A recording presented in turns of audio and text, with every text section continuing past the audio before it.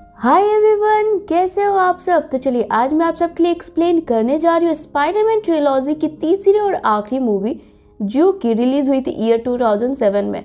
तो फ्रेंड्स, इस मूवी की स्टोरी ना कंटिन्यू हो रही है स्पाइडरमैन 1 और 2 के बाद।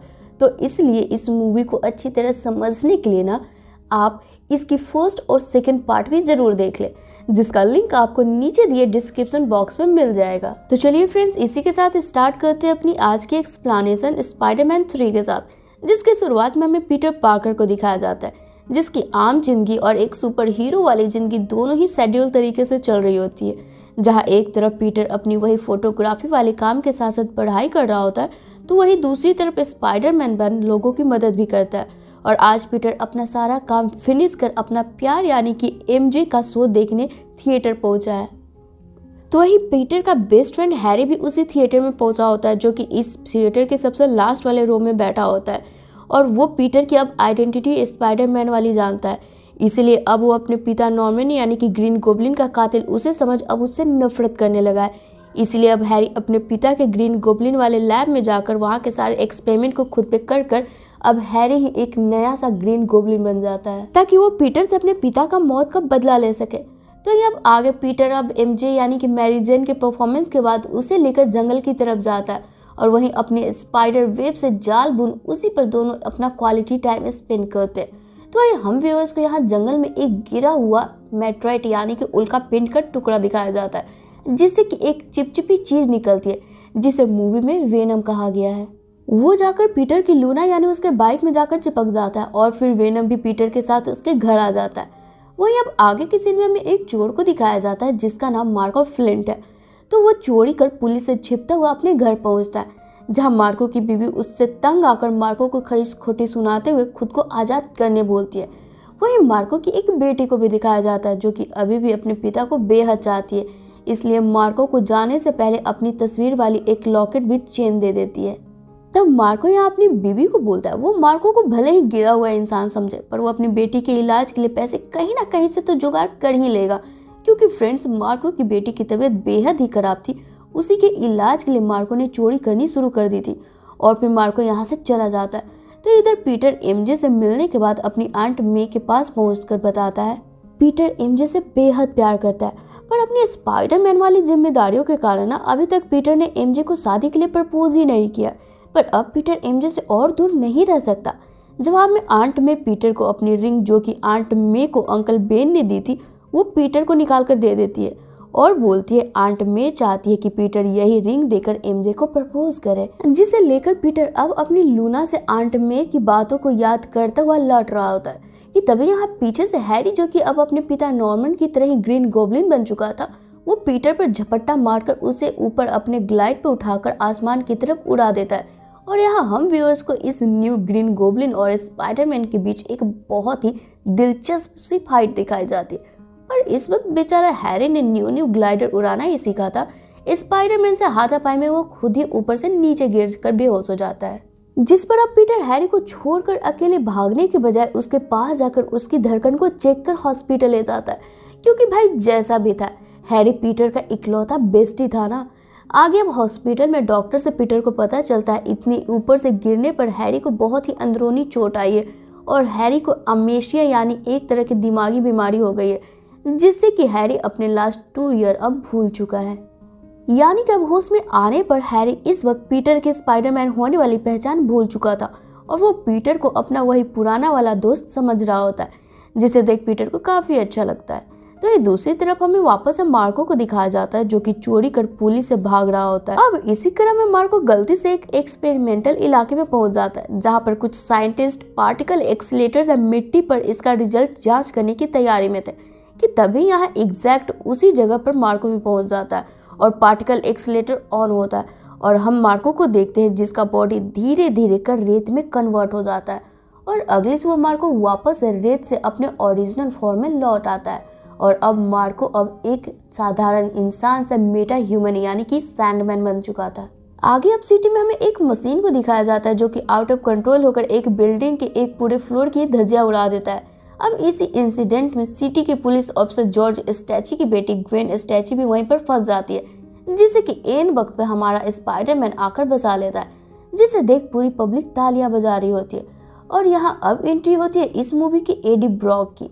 तो फ्रेंड्स, ये जो एडी ब्रॉक है ना, ये इस डायमेंशन का एडी है, और वेनम मूवी में हमने जिस एडी ब्रॉक को देखा था ना, वो दूसरे डायमेंशन का एडी है।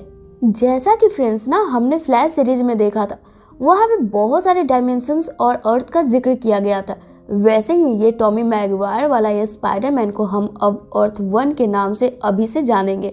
यानी कि इस मूवी वाला एडी ब्रॉक और वेनम होंगे अर्थ 1 वाले एडी और वेनम। और अब कहानी को वापस कंटिन्यू करें तो एडी इस अर्थ 1 पर भी फोटोग्राफर ही है, जो कि यहाँ खड़ा होकर स्पाइडरमैन की तस्वीर ले रहा होता है। और फिर डेली बगले न्यूज कंपनी, जहाँ की पीटर जे जोनास जेमसन को स्पाइडरमैन की तस्वीरें दिया करता था, वहीं पे इस बार स्पाइडरमैन की तस्वीर एडी पीटर से पहले जाकर दे देता है, जिसे देखकर अब जे जोनास एडी से इम्प्रेस होकर अब स्पाइडरमैन की तस्वीर लाने वाला काम पीटर से छीनकर एडी को दे देता है। जिसे देख पीटर को काफी गुस्सा आने लगता है और वो अपने बॉस को बोलता है वो उनका पुराना एम्प्लॉय है, ऐसे कैसे वो इतनी आसानी से पीटर को काम से निकाल सकते हैं। जवाब में जे जोनास बोलता है, वैसे एक सच बात बोलूं, मुझे ना ये स्पाइडरमैन एक रत्ती भी पसंद नहीं है, पर क्या करूं, हमारा पेपर तो उसी के कारनामों से चलता है। हमने ना बहुत पॉजिटिव साइड दिखा ली है उस मकड़े का। तुम दोनों यानी कि पीटर और एडी में से जो भी अब मुझे स्पाइडरमैन की कोई निगेटिव तस्वीर लाकर देगा ना, मैं उसे अपने ऑफिस में जॉब दे दूंगा। तो इधर अब पीटर भी हैरी को हॉस्पिटल से डिस्चार्ज करवाकर घर लाता है और फिर पहले की तरह ही दोनों दोस्त रहने लगते हैं।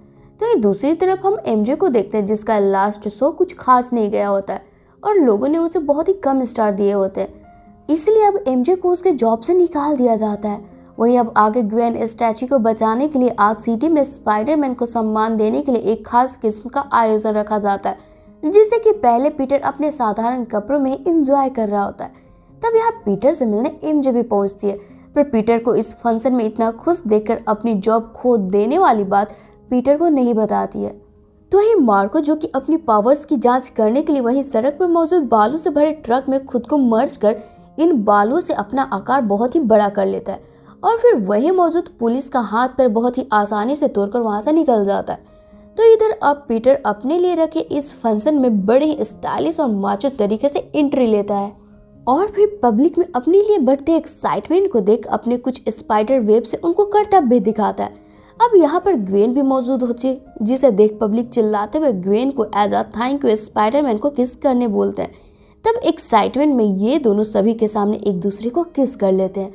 अब ये देख बेचारी एमजे को बहुत ही बुरा लगता है। एक तो पहले ही अपने जॉब खो देने की वजह से एमजे काफी परेशान थी और अपना बॉयफ्रेंड पूरे पब्लिक के सामने किसी दूसरी लड़की को किस कर दे, ये तो मतलब जले पर नमक छिड़कने जैसा हालत हो गई थी एमजे की। कि तभी यहाँ से सैंडमैन गुजरता है, जो कि सड़क पर बैंक में जा रहे पैसों वाले ट्रक पर हमला कर वहां से अपनी बेटी के इलाज के लिए पैसे चुराने लगता है। अब इसी बीच स्पाइडरमैन भी इसे फॉलो कर ट्रक के अंदर आ जाता है, जिसके बाद कि इन दोनों की एक छोटी सी फाइट भी होती है। पर चूंकि इस वक्त मार्को को पैसे जल्द से जल्द हॉस्पिटल में जमा करना था, वो स्पाइडरमैन को चकमा देकर इस वक्त यहाँ से भाग निकलता है। आगे अब शाम के वक्त पीटर अपनी आंट मे की रिंग लेकर एक रेस्टोरेंट में एमजे के लिए रोमांटिक सी डेट प्लान करता है, ताकि आज शाम पीटर एमजे को शादी के लिए प्रपोज कर सके। अब एमजे के आने पर पीटर अपनी बात स्टार्ट ही करता है कि तभी यहाँ ग्वेन भी आ जाती है और पीटर को देख इसके नजदीक आ जाती है। तब एमजे को पता चलता है ग्वेन तो पीटर की क्लासमेट भी है। अब ये सुन एमजे का दिमाग और खराब हो जाता है और फिर एमजे यहाँ से झल्लाते हुए निकल जाती है। यानी कि पीटर आज भी एमजे को प्रपोज नहीं कर पाता है। अब यहाँ से घर जाने पर पीटर लगातार एमजे से कांटेक्ट करने की कोशिश करता है, पर एमजे उसके कॉल तक को नहीं उठाती। वहीं अब अगली सुबह आंट में फोन कर पीटर को अपने साथ पुलिस स्टेशन चलने बोलती है, क्योंकि पुलिस वालों ने आंट मे को अभी यहाँ पहुँचने बोला है। अब यहाँ पहुँचने पर पीटर को पता चलता है दरअसल पीटर के अंकल बेन का मर्डर वो पार्ट 1 वाला चोर नहीं बल्कि मार्को फ्लिंट है, जिसे देख पीटर ऑफिसर्स पर गुस्सा करता है कि आप लोगों से इतनी बड़ी गलतफहमी कैसे हो सकती है। अंकल बेन का कातिल अभी भी खुलेआम सिटी में घूम रहा है, क्योंकि फ्रेंड्स पिछले ही दिन तो पीटर का सामना मार्को से हुआ था। अब गुस्से में पहले तो पीटर स्पाइडरमैन की कॉस्ट्यूम पहन पूरे सिटी में मार्को को ढूंढ निकालता है, पर उसका कुछ भी पता न चल पाने पर अब पीटर अपने इसी स्पाइडरमैन वाले कॉस्ट्यूम पहने ही बेड पर लेट जाता है, ताकि वो सैंडमैन जैसे ही सामने आए पीटर उस पर अटैक कर उसे खत्म कर दे। अब इसी दौरान पीटर की आंख लग जाती है। तब वो चिपचिपी चीज यानी कि वेनम आकर पीटर के पूरे बॉडी पर कब्जा कर लेता है, जिससे कि अब पीटर के ड्रेस का कलर रेड एंड ब्लू से ब्लैक हो जाता है। साथ ही यहाँ पीटर महसूस करता है उसकी पावर अब कई गुना बढ़ गई है। उसी के अब अगले दिन पीटर अपने कॉलेज के प्रोफेसर से मिल इस क्रीचर के बारे में बात करता है। जवाब में प्रोफेसर बताते हैं इस क्रीचर से पीटर को दूर ही रहना चाहिए, क्योंकि इस क्रिएचर को सरवाइव करने के लिए एक होस्ट यानी बॉडी की जरूरत पड़ती है, और फिर ये धीरे धीरे अपने ही होस्ट के बॉडी को अंदर से खाने लगता है।